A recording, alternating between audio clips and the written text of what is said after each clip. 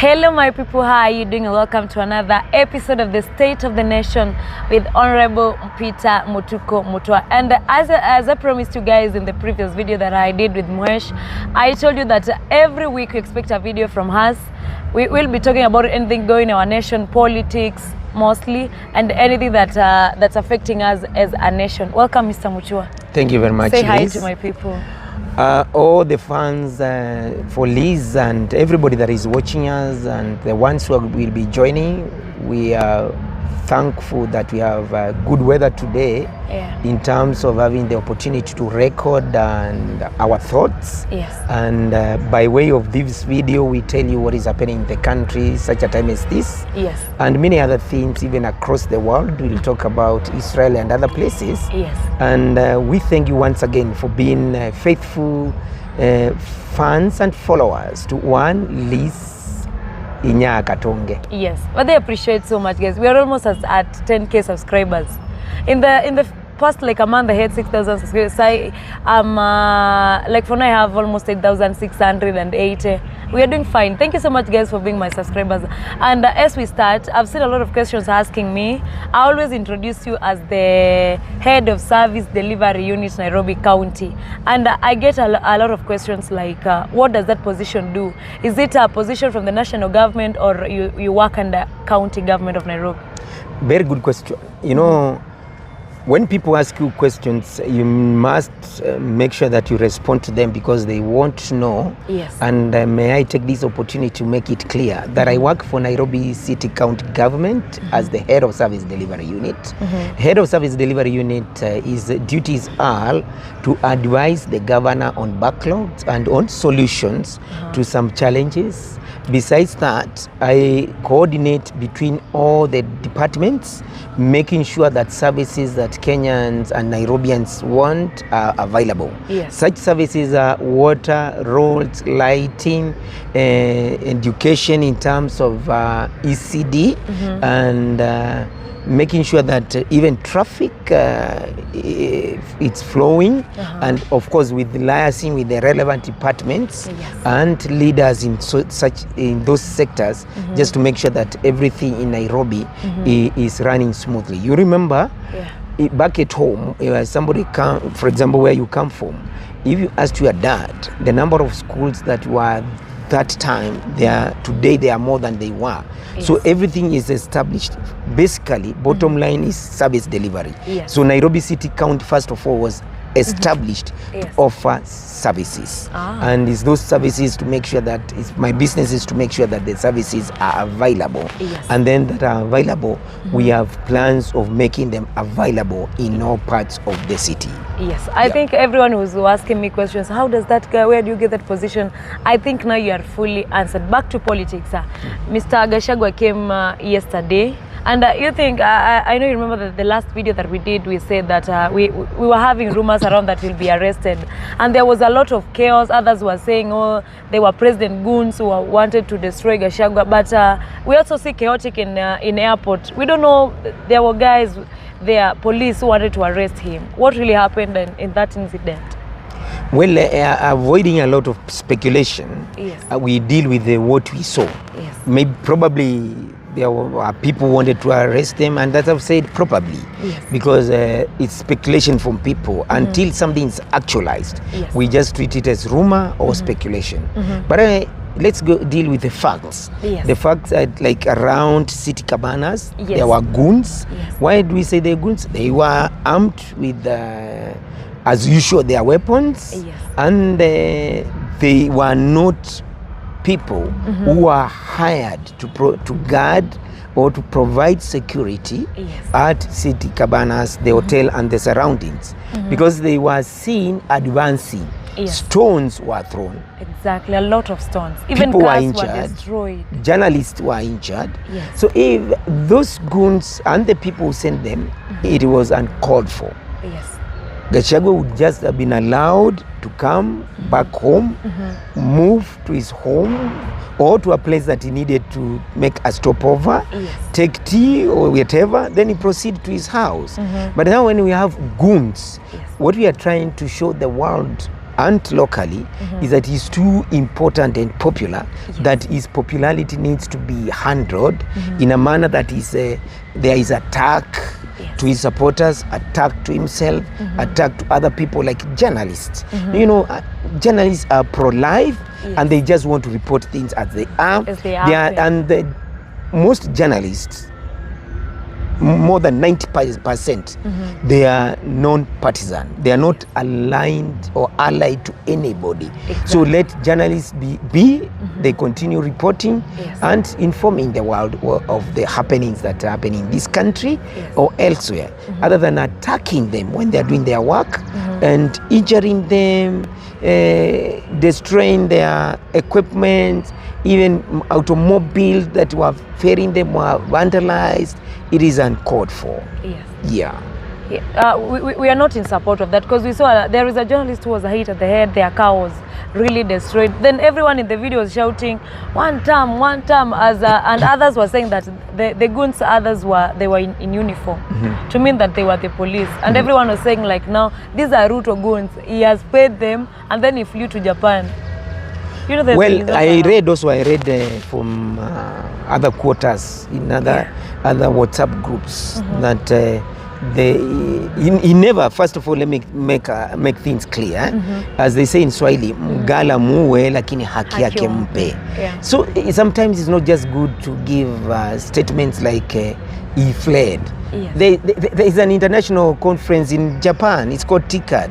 It seems that this country, there are some people who are very ignorant. And our president was supposed to be there officially. And it was planned long before even we had a Gachagua coming back. This thing of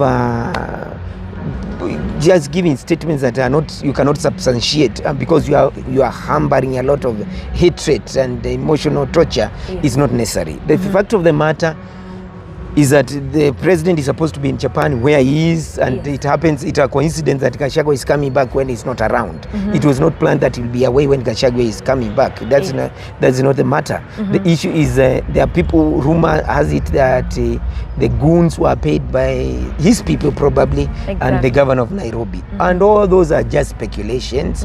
I mean, we cannot deal with speculations. Once they get the facts right, the relevant authorities will deal with the issue. But for the goons, whoever hired them, commissioned them and paid them and asked them to be there, that is uncalled for. Whoever, it is not necessary. Again, I said Kenya is not a banana republic. We have law that is in place. Let somebody who goes out comes back in a manner that they would feel that they are pacified. They will be happy if they are welcomed by big crowds. There are people who hate crowds. There are people who wish they just sneak and go to their comfort of their family. And if there is anybody who just wants to make dramatic comeback, let them enjoy their life. That is their freedom of expression, freedom of their freedom of association, and freedom to do their thing in the manner they like, without having now to show that you cannot do this because it's meaningless. Because if Gachagua comes with a big crowd, they are allowed to move from airport to another place. It's all right. And then the people, I again said in the past, people are saying 1 term, 2 term. It's just empty rhetoric. Saying, even if you said, let me tell you, and I'll tell people straight on their eyes, it doesn't matter how long you leave a piece of timber in water, it will never turn to become a crocodile. It doesn't matter. Even if you left a piece of timber in Lake Victoria, it will never turn to become tilapia or Nile perch, so to speak.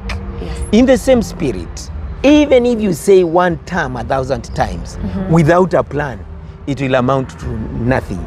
So even if you say 2 term 1,000 times at the highest volume, on the tallest mountain in this country, on the tallest building in this city, even if you yelled either 1 term or 2 term without a plan, it will amount to 0. Yes. So me, I'm not scared of one term, two term rhetorics. And I hope many people will join me and stop being scared, Yes. go back to the drawing board and come up with a solid plan. Yes. Yes. Exactly. And also in line with that, President has been in a clash with the MPs, the Senate, that there's been an extortion of funds. Are we really in support of that? Because I also heard the MPs telling him to give us evidence. Then it was like he did not support that story when they demanded for an evidence that there has been extortion of funds, millions of money. Well, the president spoke it, and he spoke it twice. And I appeared in another television interview, and the story was similar. My opinion and the other panelists about what the president said. You see, first of all, the president himself pronounced and said that he's a consumer of raw intelligence. Yes. So what he was telling the MPs and anybody that who cared to listen to him is that what I'm telling you is factual. He said it's factual. So the burden of proof is not the president.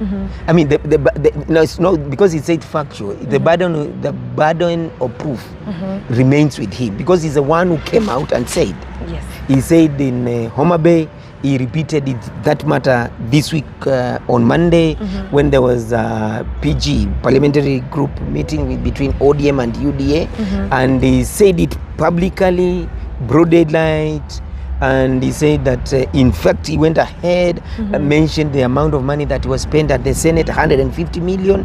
It is said a certain governor spent 150 million for him to save his skin from the impeachment. Yes, yes. And then there was a bill that was needed the MP's approval, and he said that a number of MPs were given 10 million, which they never shared with other members. And having said then that, I think the president, because he was given the right of audience, people listened to him. He spoke twice.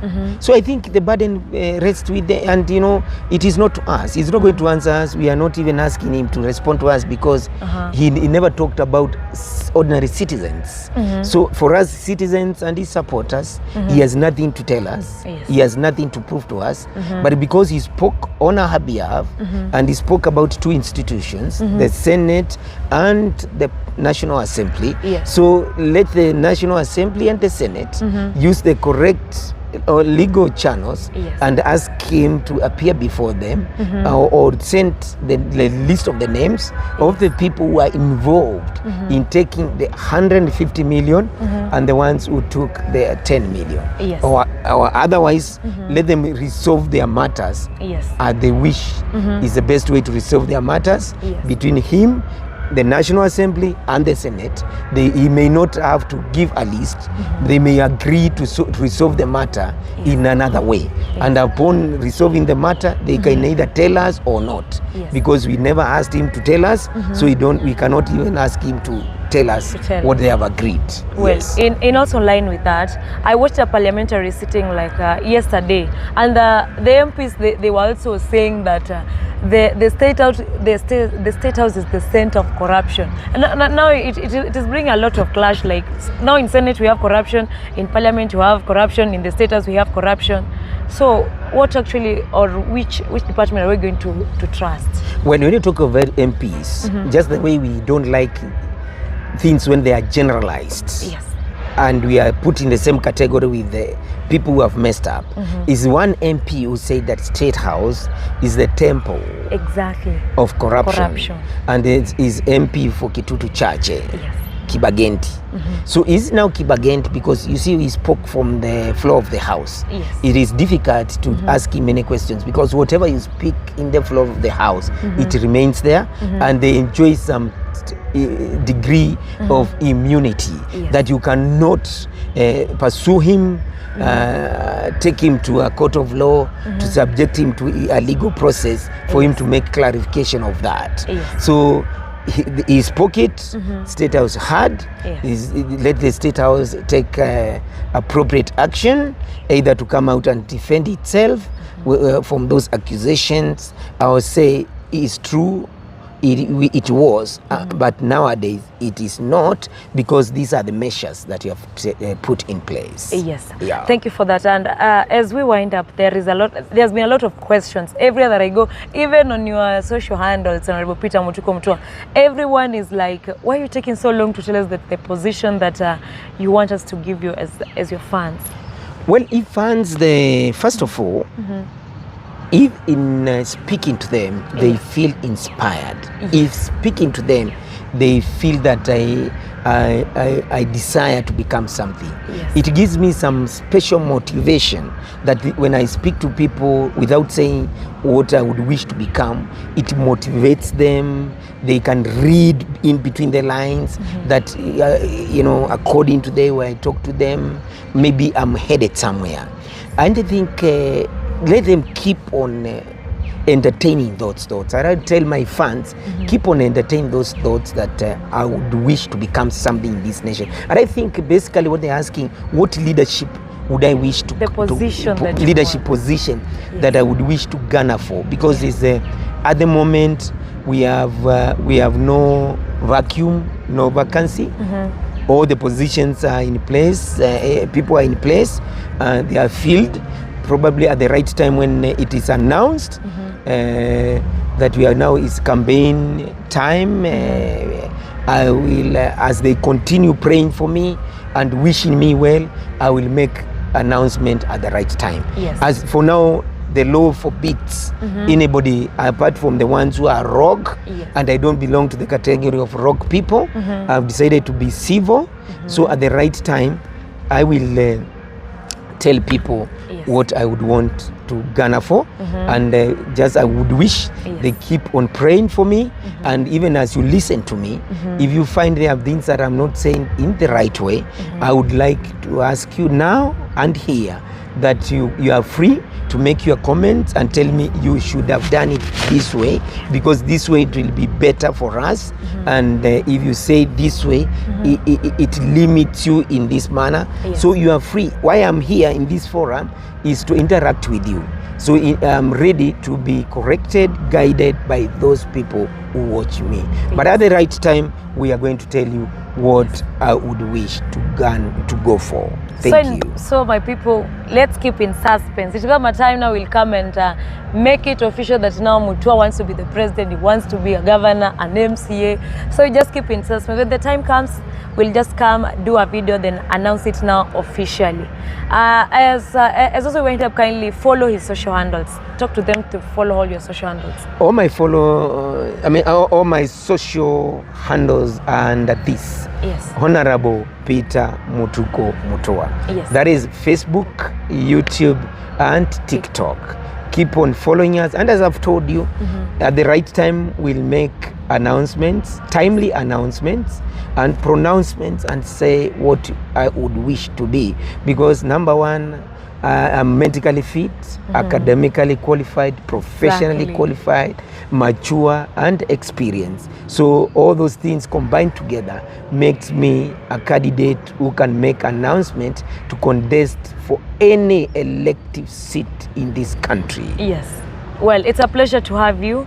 So guys, as I promised to, keep subscribing, follow my social handles, and expect a video with Hon.Peter Mutuku Mutua every weekly. Thank you so much for coming. Most welcome, and all the fans, spread the word. Keep on following Liz Inyakatonge. Kabisa. Follow her.